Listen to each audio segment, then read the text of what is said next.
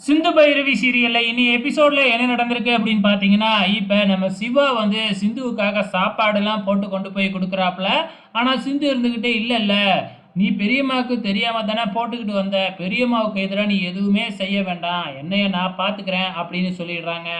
இப்ப நைட்டு தூங்கும் பொழுது நம்ம சிந்துவோட ரூம்ல இருக்கிற கரண்ட வேறயா கட் பண்ணிட்டாங்க இல்லையா? இதனால கொசுக்கடியில அப்படியே பெரண்டு பெரண்டு படுத்துக்கிட்டு இருக்கிறாங்க.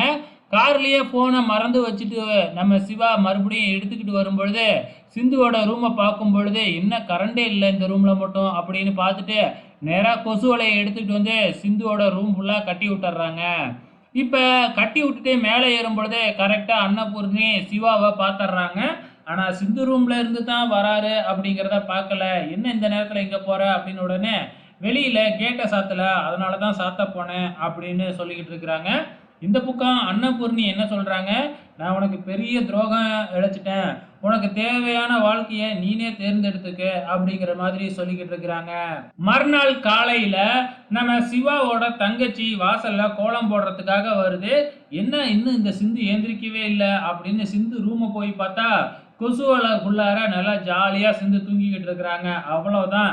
நேரா போய் தன்னோட அம்மாகிட்ட சொல்ல, "நம்ம ரூம்ல இருக்கிற கொசு வலைய எடுத்துட்டு போய் அவ கட்டியிருக்கா" அப்படின்னு சொல்ல, அதுக்கப்புறம் என்ன நேரா மகா வந்து சிந்து கன்னத்திலேயே ஒரு அறைய விட்டுர்றாங்க.